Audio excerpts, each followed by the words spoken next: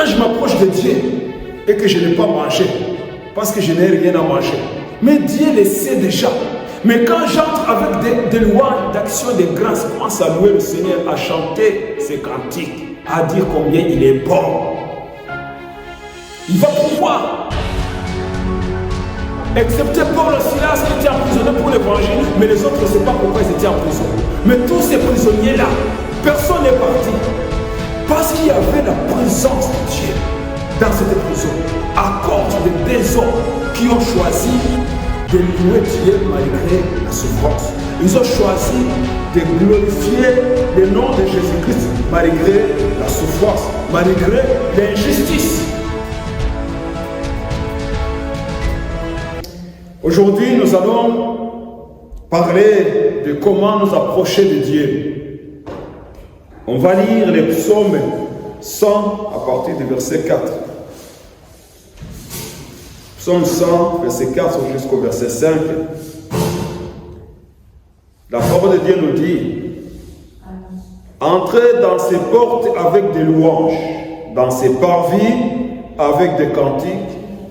Célébrez-les, bénissez son nom, car l'Éternel est bon, sa bonté dure toujours, et sa fidélité de génération en génération. Amen. Entrez dans ses portes avec des louanges. La parole de Dieu nous enseigne une meilleure façon de nous approcher de Dieu.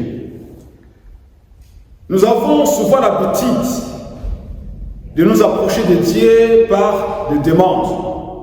On vient toujours pour demander. On vient devant Dieu avec des sujets de prière. Seigneur, donne.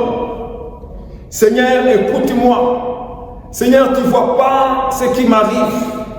Seigneur, tu ne vois pas que je souffre. Seigneur, tu ne vois pas ma misère.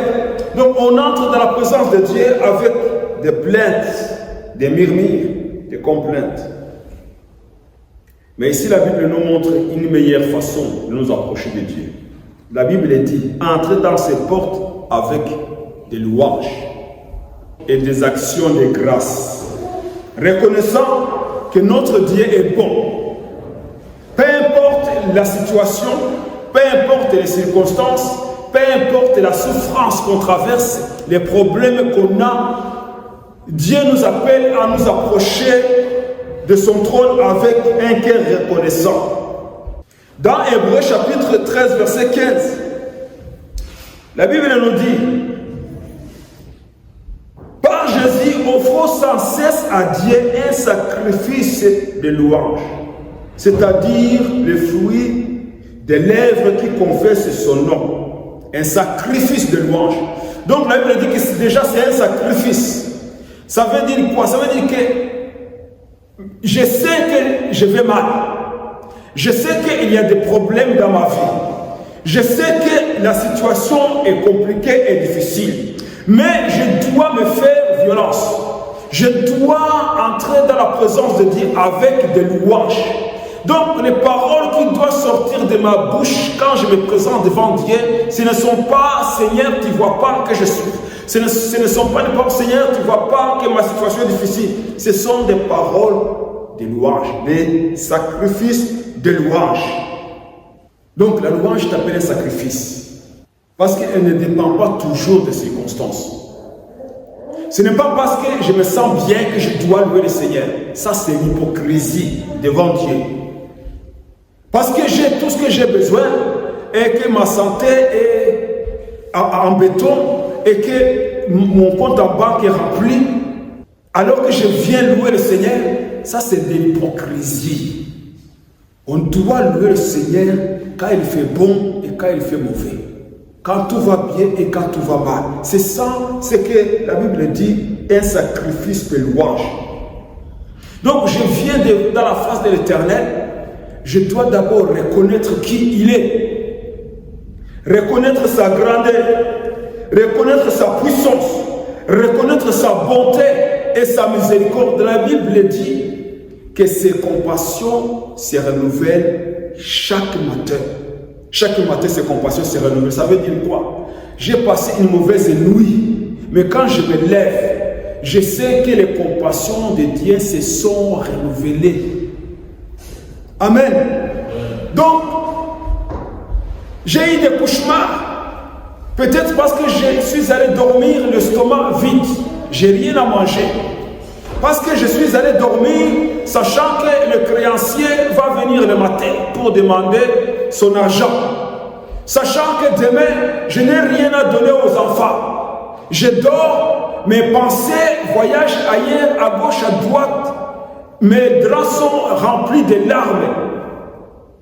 Mais la Bible dit que les compassions de Dieu se renouvellent chaque matin. Donc, j'avais dit que je dois me réveiller avec cette attitude de remercier le Seigneur le matin, de le louer, de commencer à dire, Seigneur, tu es bon. Ta miséricorde dit éternellement. Seigneur, tu es bon. Tes bontés sont inépuisables. Seigneur, tu es bon. Tes compassions se renouvellent chaque matin. Et ta miséricorde dire éternellement. Ce sont les paroles que je dois prononcer devant Dieu. Ne vous inquiétez de rien, mais en toutes choses, faites connaître vos besoins à Dieu par des prières et des supplications avec des actions de grâce. Avec des actions de grâce. Même les besoins, quand on les présente à Dieu, on les présente avec des actions de grâce. Seigneur, je te remercie parce que tu es bon. J'ai faim, mais tu es fidèle. Je suis malade, mais tu es mon Jéhovah Rapha. Je n'ai rien sur mon compte, mais tu es mon Jéhovah Jireh, qui est l'Éternel qui pourvoit. Donc j'apporte mes besoins devant Dieu avec des actions de grâce. Ça veut dire quoi? Je ne viens pas comme un mendiant. Je reconnais la grandeur de Dieu. Je reconnais la puissance de Dieu. Je reconnais la bonté de Dieu. Je reconnais sa miséricorde. Je reconnais qu'il est le Jéhovah Jireh. Il est celui qui pourvoit. Et je reconnais que c'est Jéhovah Rapha, c'est lui qui guérit. Je reconnais qu'il est le Dieu de l'impossible. Lorsque j'adopte cette attitude, je ne vois pas mes problèmes. Je ne vois pas mes soucis. Mais je vois celui qui est capable de mettre fin à mes soucis et à mes problèmes. Donc, je présente mes besoins avec des actions de grâce. C'est ce que la Bible dit. Il dit, ne vous inquiétez de rien. Donc, il y a tellement de choses qui peuvent nous inquiéter. On peut être inquiété par la situation de nos enfants. On peut être inquiété par la situation de nos épouses.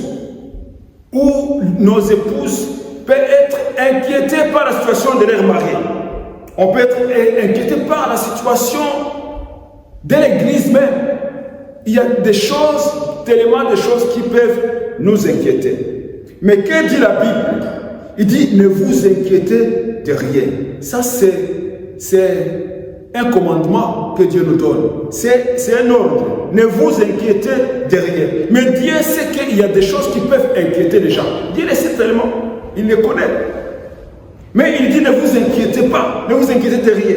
Il dit, mais en toutes choses, que vous êtes joyeux ou que vous êtes triste, mais en toutes choses, que vous avez ce que vous avez besoin ou que vous n'avez rien. En toutes choses, faites connaître vos besoins à Dieu par des prières et des supplications avec des actions de grâce. Cela montre que la reconnaissance fait partie de la prière biblique. Reconnaître Dieu. Reconnaître qui il est et ce qu'il a fait. Quand je viens devant Jésus-Christ, je dois le remercier pour la croix. Parce qu'à la croix, Jésus, il a dit, tout est accompli. Il m'a libéré, il m'a délivré, il m'a donné la vie et la vie abondante, la vie éternelle. Donc je dois reconnaître ce que Jésus a fait pour moi. Parce que toutes les bénédictions découlent de la croix. C'est à la croix que Jésus-Christ a tout accompli. Il y a un cantique qui dit, si la croix, la grâce abonde.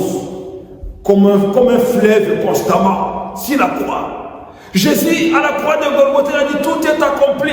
Vous êtes maintenant libres. Vous êtes devenus des enfants de Dieu. Vous êtes devenus des héritiers du royaume.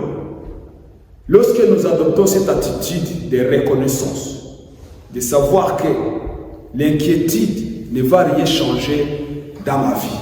Quand je commence à me soucier de tout ce que je vois, de tout ce que j'ai vu dans ma vie, ça ne changera rien. Mais la Bible nous dit de persévérer dans la prière. Veillez-y avec action de grâce. C'est écrit dans Colossiens chapitre 4 verset 2.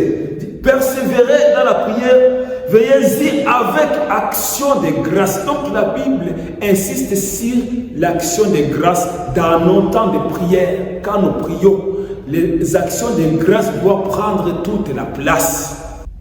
Beaucoup, dans la prière, ils prennent du temps pour demander, du temps pour dire leurs problèmes. Donc, 3 quarts de leur prière, c'est Seigneur donne, Seigneur regarde, Seigneur tu vois, Seigneur ça et ça.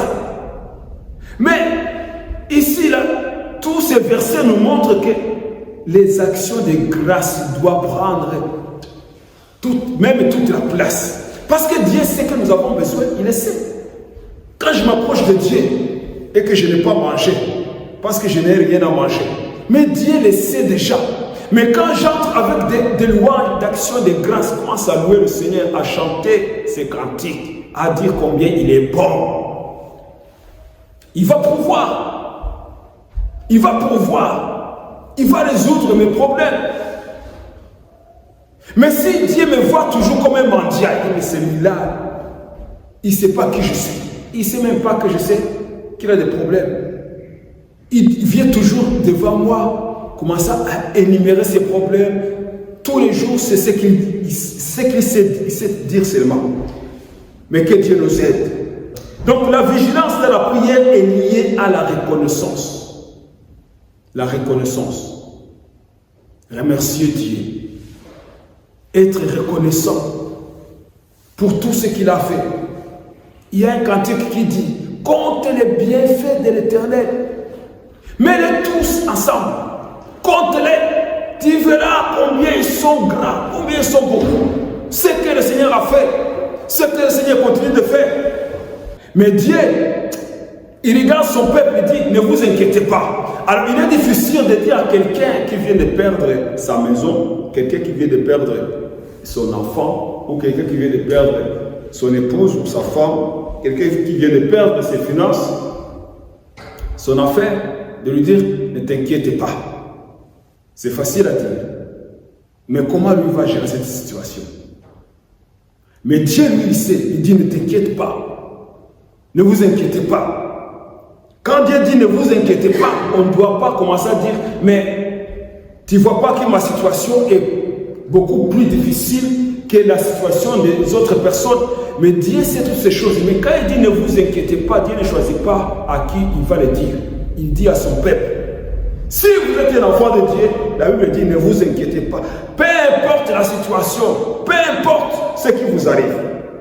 La Bible dit dans le psaume 95, verset 2, il continue de dire, allons au-devant de lui avec des louanges. Faisons retentir des cantiques à son honneur. Donc, ces versets parlent clairement d'approcher Dieu avec la louange.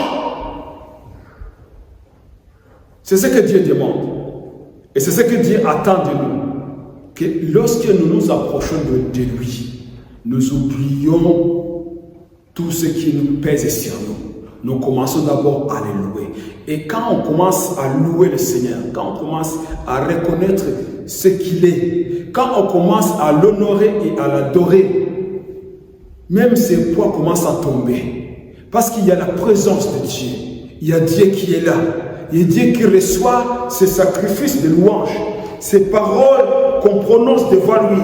Lorsqu'on commence à reconnaître sa bonté, sa grâce, sa miséricorde, alors l'atmosphère change. Et lorsque l'atmosphère change, les problèmes disparaissent. On va revenir sur l'apôtre Paul et Silas. Paul et Silas, ils étaient emprisonnés à cause de l'évangile. On les a frappés, on les a mis en prison, injustement. Quand ils étaient dans cette prison-là, Paul et Silas, ils n'ont pas commencé à dire, Seigneur, tu ne vois pas qu'on est ici à cause de l'évangile, pourquoi tu as accepté qu'on nous mette en prison? Tu avais le pouvoir de nous cacher ou de nous libérer ou de nous protéger. Maintenant, nous sommes injustement emprisonnés. Ils n'ont pas commencé à dire, Seigneur, viens nous libérer. Non. Dans la prison, Paul et Silas, qu'est-ce qu'ils ont fait? Ils ont commencé à louer le Seigneur. Ils ont commencé à chanter des cantiques, des actions de grâce, reconnaître la grandeur de Dieu.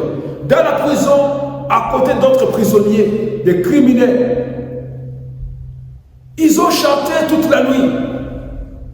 Mais la Bible dit que Dieu siège au milieu des louanges de son peuple.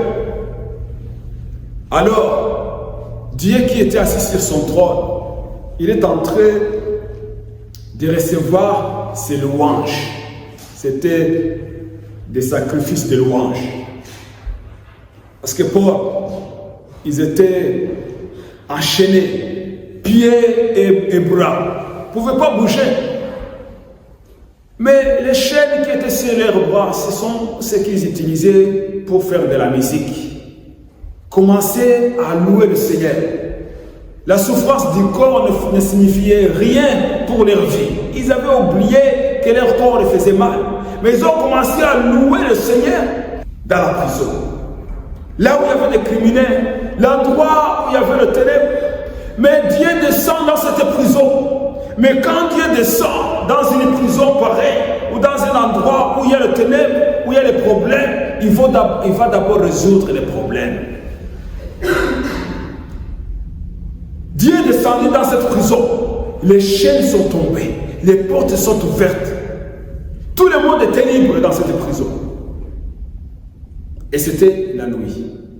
Excepté Paul et Silas qui étaient emprisonnés pour l'évangile, mais les autres, on ne sait pas pourquoi ils étaient en prison. Mais tous ces prisonniers-là, personne n'est parti. Parce qu'il y avait la présence de Dieu dans cette prison. À cause des deux hommes qui ont choisi de louer Dieu malgré la souffrance. Ils ont choisi de glorifier le nom de Jésus-Christ malgré la souffrance, malgré l'injustice. Souvent, les gens sont accusés injustement. Et au lieu de rester dans la foi et dans la patience, dans la persévérance, dans le pardon, ils ne pardonnent pas. Ils ont un cœur rempli de rancune. Ils ont un cœur rempli d'amertume. Donc, ils n'arrivent même pas à pardonner parce qu'on les a accusés injustement ou on a fait du mal, du tort. Un cœur rempli d'amertume ne peut pas plaire à Dieu. On ne peut pas louer Dieu si votre cœur n'est pas rempli de la paix. On ne peut pas louer Dieu si votre cœur est rempli de murmures. Vous vous souvenez, le peuple d'Israël, dans le désert, ils ont vu comment Dieu a agi en Égypte. Ils ont expérimenté la main de Dieu, la puissance de Dieu. Mais lorsqu'ils sont arrivés dans le désert, ils ont tout oublié. Ils ont oublié que Dieu a séparé la mer pour qu'ils puissent passer. Ils ont commencé à murmurer contre Dieu. Dieu n'aime pas les murmures. Ils ont commencé à dire, pourquoi tu nous as amenés dans ce désert-là pour nous tuer? Pourquoi tu nous as fait sortir du pays d'Égypte? Ils ont commencé et continué à murmurer contre Dieu. Dieu est patient. Il a patienté jusqu'à ce que la coupe a débordé. Quand la coupe a débordé, Dieu a dit maintenant, tous ceux qui sont sortis en Égypte, en âge adulte, n'entrera pas en Canaan, excepté Caleb et Josué, parce qu'ils m'ont honoré. Mais les autres, pourquoi ils sont morts dans le désert? Parce que leur cœur était rempli d'amertume, de la nostalgie diabolique. Il ne reconnaissait pas Dieu. Il ne voulait pas reconnaître Dieu. À chaque problème, il plairait. À chaque souci, il plairait. Et il voulait lapider Moïse. Mais Dieu dit, vous n'entrerez pas dans le pays des promesses. Le pays que j'ai promis à Abraham, Isaac et Jacob. Parce que vous ne m'avez pas honoré. Ils n'ont pas honoré Dieu. Et ils sont morts dans le désert. Pourquoi? Parce que malgré que c'était le peuple de Dieu, dans leur cœur, il y avait de l'amertume. Dans leur cœur, il n'y avait que de la nostalgie diabolique. Dans leur cœur, il n'y avait pas la reconnaissance. Ils ne reconnaissaient pas ce que Dieu a fait. Ils étaient ingrats, ils n'étaient pas reconnaissants. Et ils sont morts dans le désert.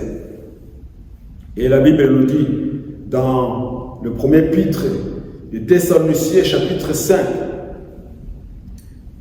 à partir du verset 16, la Bible dit, soyez toujours joyeux. C'est un ordre que Dieu nous donne. Soyez toujours joyeux. Priez sans cesse. Rendez grâce en toutes choses, car c'est à votre égard la volonté de Dieu en Jésus-Christ. Donc, rendez grâce en toutes choses. Toutes choses. Ça veut dire quoi? Ça veut dire que même si tout va mal, je dois rendre grâce. Et je dois être joyeux. C'est difficile d'être joyeux quand le corps fait mal. C'est difficile d'être joyeux quand le frigo est vide. C'est difficile d'être joyeux quand il y a des problèmes à gauche et à droite.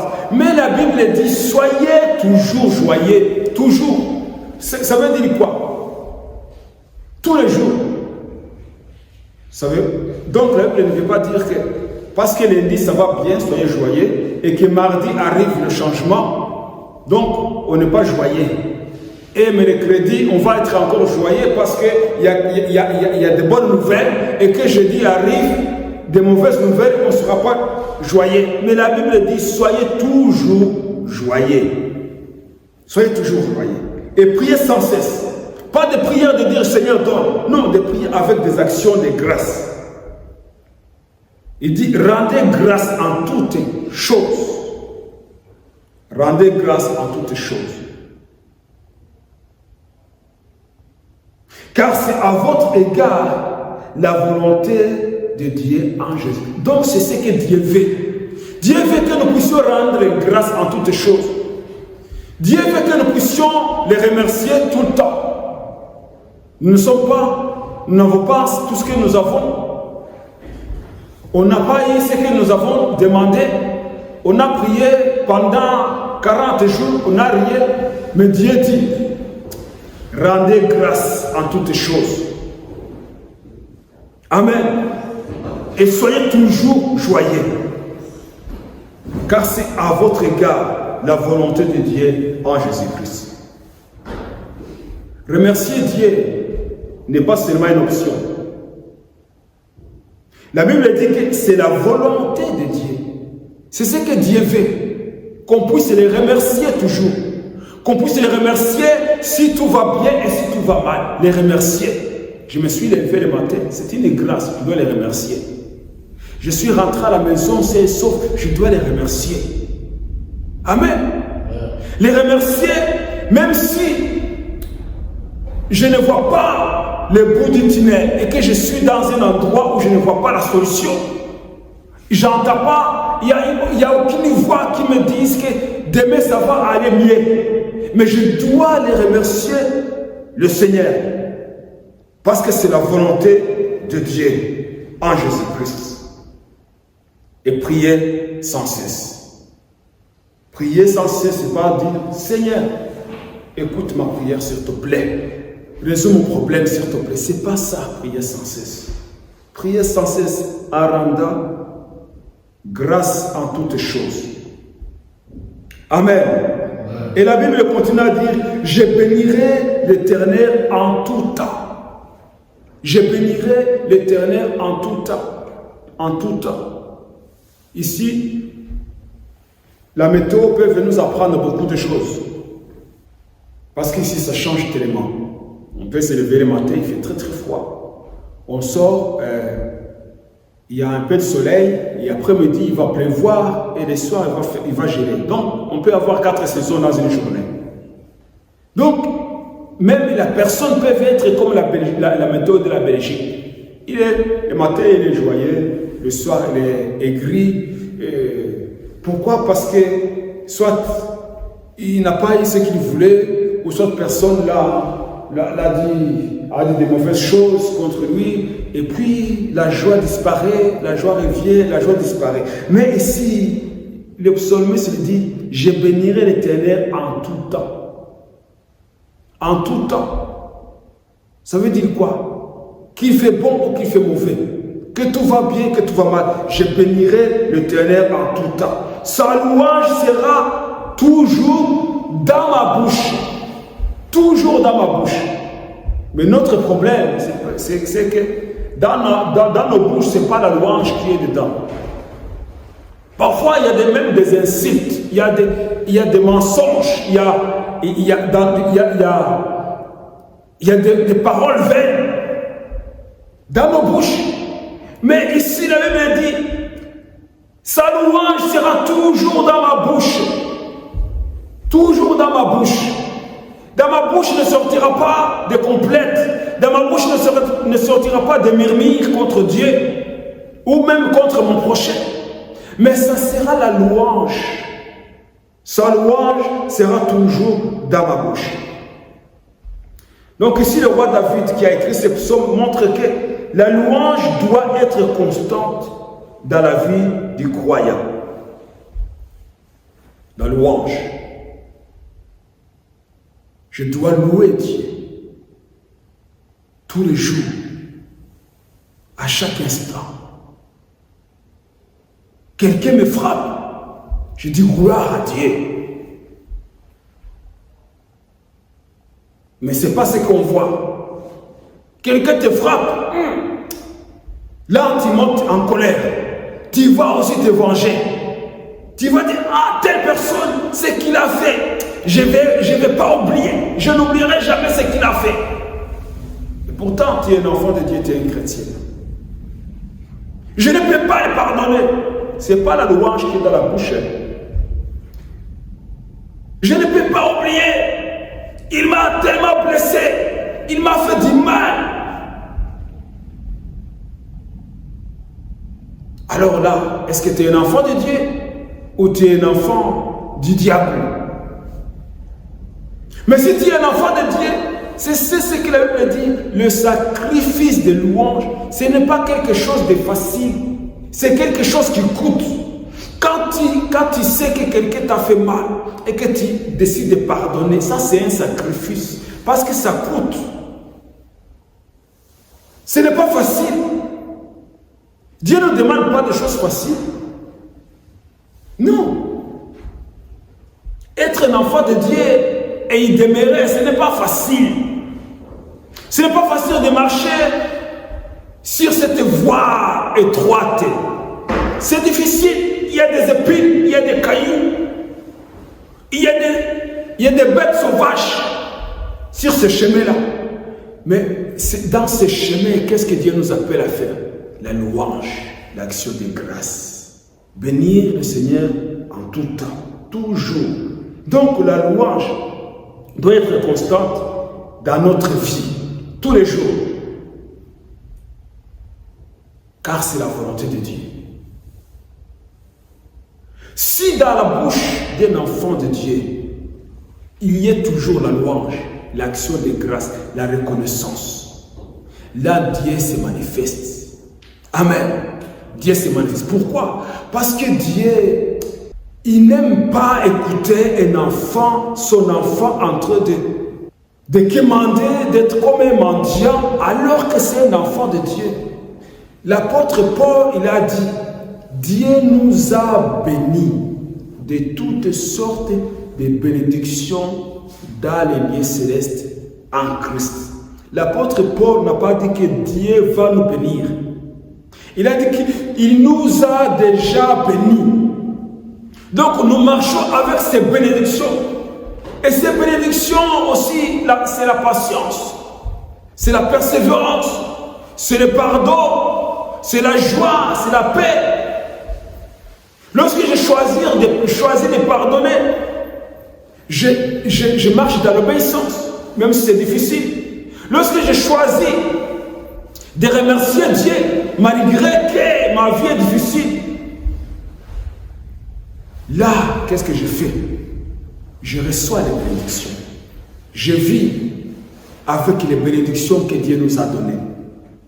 Ce n'est pas une vie facile d'être un enfant de Dieu. Ce n'est pas une vie facile de marcher.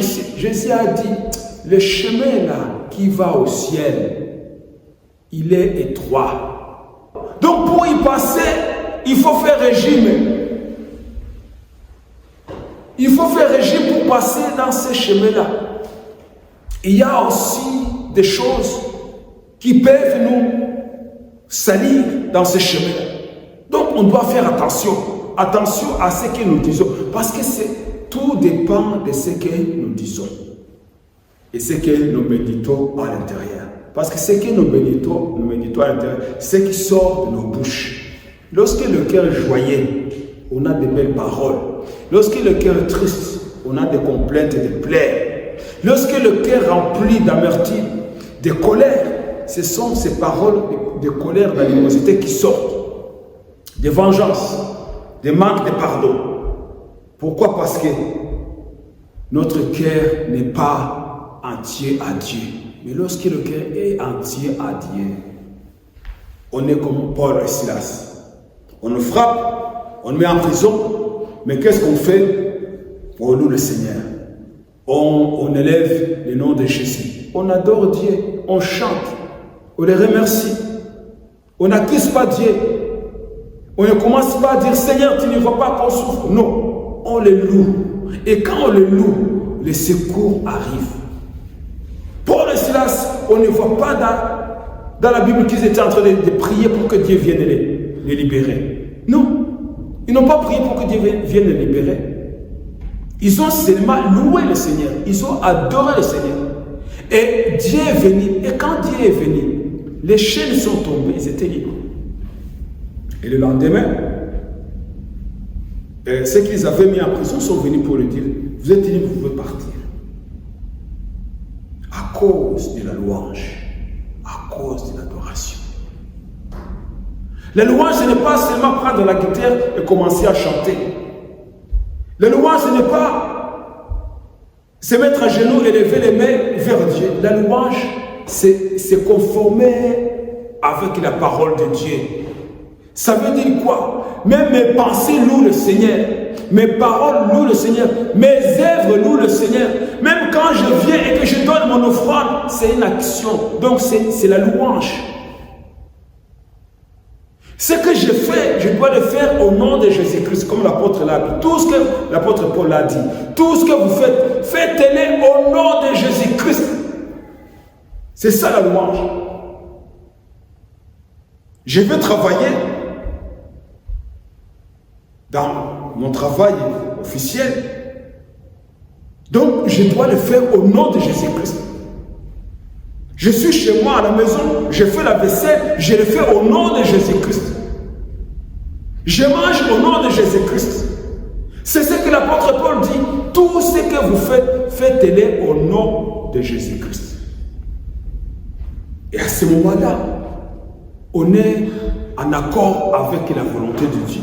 Parce que si ce que je le fais au nom de Jésus-Christ, la louange demeure dans mon cœur et dans ma bouche. Et la reconnaissance demeure toujours dans mon cœur et dans ma bouche. Alors à ce moment-là, les portes me sont ouvertes.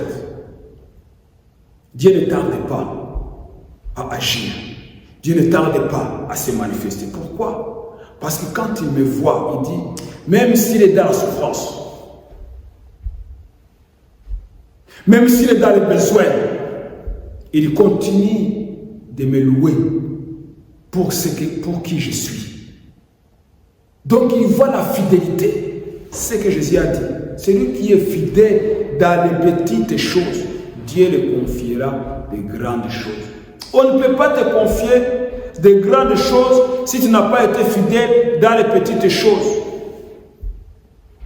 Mais si on est fidèle dans les petits détails. Dieu regarde les petits détails. Il a regardé David quand il était jeune. Comment il s'occupait des agneaux, des moutons de son père. Il a vu ces jeunes-là qui risquent sa vie pour aller se battre contre les lions afin d'arracher l'agneau dans sa gueule. Ces jeunes-là qui risquent sa vie afin d'aller se battre avec un ours pour les brebis de son père. Il peut courir, mais il ne veut pas abandonner. Il risque sa vie. Celui-là, je vais lui confier mon peuple. Il va bien le paître. Il va être un bon berger. C'est ce qu'il a été. Dieu regarde les petits détails. Est-ce que vous êtes fidèle dans les petits détails? Et là, quand il voit que tu es fidèle dans les petites choses, il va te confier des grandes choses. Ça commence par quoi? Par la louange et la reconnaissance. Je remercie Dieu en toutes choses. Ça, c'est les petits détails. Si Dieu voit que tu vas le remercier lorsque tu as reçu ta paie la fin du mois et que ça reste là. Quand tu vas remercier Dieu parce qu'il t'a donné un enfant ou et que ça reste là-bas. Quand tu vas remercier Dieu parce que tu t'es marié et que ça reste là. Tu remercies Dieu pour des choses visibles. Là, tu n'es pas fidèle dans les moindres détails. Mais Dieu sait qu'il cherche.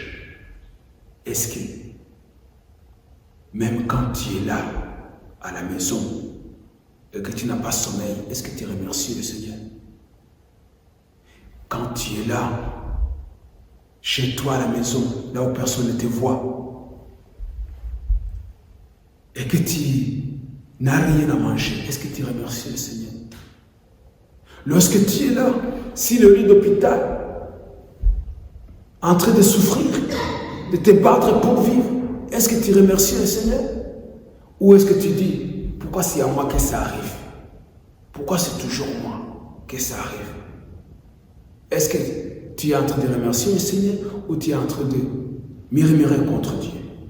Parce que souvent on murmure contre Dieu sans le savoir. On pense qu'on est en train de prier et souvent on est en train d'accuser Dieu. Seigneur, tu ne vois pas que je souffre. Là, on est en train d'accuser Dieu. Au lieu de remercier Dieu dans toutes circonstances. Il dit, je bénirai l'Éternel en tout temps. Sa louange sera toujours dans ma bouche. La clé pour que Dieu se manifeste dans la vie d'une personne, c'est la louange, la reconnaissance, l'action de grâce. C'est ça la clé. Ce n'est pas prier des heures et des heures, longtemps en train de dire Seigneur fais quelque chose, Seigneur fais quelque chose. Non. C'est la louange, l'action de grâce. Ça c'est la clé, la première clé. La deuxième clé, c'est de prier pour les besoins des autres. Parce que souvent on est égoïste, on prie pour nous-mêmes. On prie pour nous-mêmes, on prie pour nos corps, on prie pour nos maisons, on prie pour notre bien-être. Et on oublie de prier pour les autres. La Bible dit, portez les fardons les uns les autres et priez pour tous les saints. L'apôtre Paul ajoute, il dit, priez pour ceux qui vous gouvernent, priez pour le roi, priez pour la reine, priez pour le premier ministre, priez pour les autorités. Et Dieu dit au peuple d'Israël, priez pour la ville où vous êtes.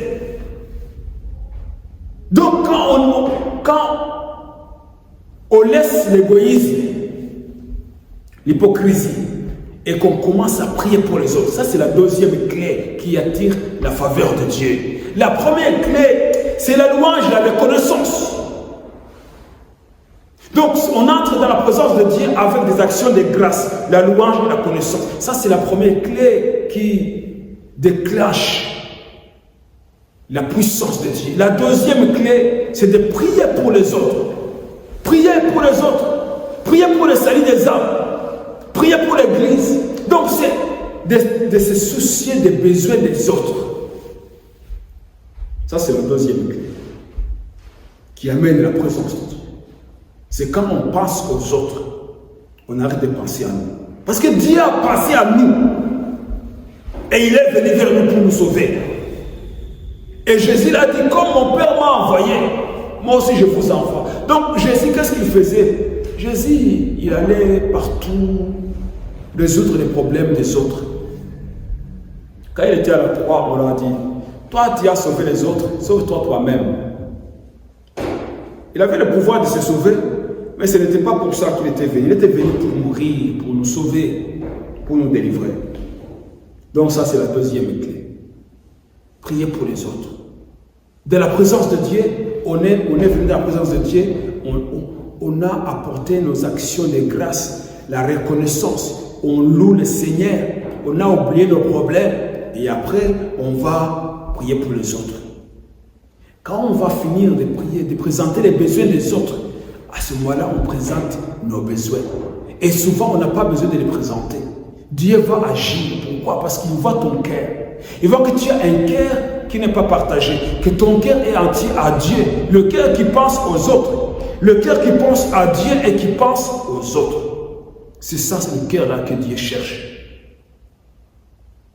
Jésus a dit, si quelqu'un te demande un manteau, donne-lui ce manteau. Et si quelqu'un vient chez toi et te demande quelque chose, et que tu as de quoi répondre à ses besoins, ne lui dis pas, va, je n'ai rien à te donner. Non, donne. Donc, Dieu nous appelle à penser aux autres. Vous savez tous, un arbre fruitier ne mange pas ses fruits. J'ai jamais vu un manguier qui mange ses mangues, ou un pommier qui mange ses pommes. Tous ces arbres fruitiers, ils donnent des fruits, mais c'est les gens qui viennent cueillir les fruits, ils partent. C'est ce que Dieu cherche à nous, que nous puissions être ceux qui bénissent les autres. Et quand on bénit les autres, on ne perd jamais ce qu'on a donné. Quand je prie pour quelqu'un, cette prière-là, elle n'est pas perdue. La Bible dit, la main qui donne s'enrichit. Donc quand je prie pour les besoins de quelqu'un, je prie pour mes besoins indirectement, sans le savoir. Parce que ça reviendra à moi, tôt ou tard. Amen. Donc, nous venons dans la présence de Dieu avec la louange, avec l'action de grâce, avec reconnaissance. On oublie nos problèmes. Parce que Dieu les connaît déjà. Dieu les connaît déjà. Oui, Dieu connaît il connaît nos larmes. Il sait quand on plaît. Il le sait déjà. Il sait ces choses-là. Tout ça, il sait. Mais il dit, soyez toujours joyeux. Soyez toujours joyeux. Vous dites à quelqu'un qui pleure parce qu'il a perdu son enfant, soyez toujours joyeux. Il va te gifler. Il va dire, c'est quoi? Tu viens de te moquer de moi? C'est quoi ton problème? Tu ne vois pas que je suis dans un deuil? Mais Dieu dit, soyez toujours joyeux. Amen. C'est difficile, c'est la Bible qui le dit. Soyez toujours joyeux. Et rendez grâce à toutes choses. J'ai perdu mon enfant. J'ai perdu mon affaire. Je dois rendre grâce. Parce que le deuil aussi, ça fait partie de toutes les choses. Amen. Ça fait partie dans toutes ces choses. Mon entreprise est tombée en faillite. Ça fait partie de toutes ces choses. Dieu n'a pas dit seulement en deuil ou en faillite ou en maladie, à ce moment-là, ne rendez pas grâce. Non, rendez grâce en toutes choses. Que sa louange soit toujours dans votre bouche. Que Dieu nous aide. Que Dieu nous aide. Que nous puissions avoir un cœur qui est entier à Dieu. Un cœur qui est entier à Dieu, c'est un cœur qui n'est pas partagé. Un cœur qui est partagé, à un moment, c'est la joie dans le Seigneur. À un autre moment, c'est la colère, c'est l'animosité. c'est la tristesse. Mais un cœur qui n'est pas partagé, le corps souffre. Mais le cœur est toujours joyeux. Le cœur est toujours joyeux. Ce n'est pas facile, mais c'est un sacrifice, comme la Bible nous a dit. Un sacrifice de louange. C'est ce que Dieu nous demande. Donc, même lorsque nous présentons nos besoins, la Bible dit que cela doit être accompagné d'actions de grâce. S'il n'y a pas l'action de grâce dans la prière, cette prière n'est pas complète. Elle n'est pas complète. S'il n'y a pas la louange dans la prière, cette prière, elle n'est pas complète. Parce que la Bible nous invite à entrer dans ses portes avec des louanges. Entrer dans sa présence avec des louanges. Dans ses parvis avec des cantiques. Dieu ne dit pas venez dans ma présence avec des pleurs. Non, avec des louanges. Et après, on va lui présenter nos besoins. Mais d'abord, on va le louer pour ce qu'il est. On va l'adorer. Quand Jésus a enseigné à ses disciples la prière, il leur a dit, quand vous priez, dites, notre Père qui es aux cieux, que ton nom soit sanctifié. Donc commencez par reconnaître votre Père et sanctifier son nom. L'honorer. Et après, vous allez présenter vos besoins. Après, vous allez dire, donne-nous aujourd'hui notre Père de ce jour. Mais vous avez commencé par reconnaître que c'est votre Père qui est au ciel. Que son nom soit sanctifié et que son règne vienne et que sa volonté soit faite. Mais si on vient dans la présence de Dieu en présentant nos besoins, ce n'est pas la bonne formule. Et souvent, nous n'avons pas de réponse à nos prières parce qu'on se présente mal devant Dieu. On se présente comme des mendiants. On ne se présente pas comme des enfants. Des enfants de Dieu.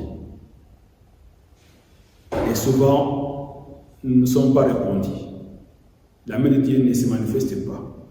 Parce qu'elle ne se manifeste pas dans un cœur rempli de murmures, d'amertume, de pleurs. Elle se manifeste dans un cœur rempli de joie.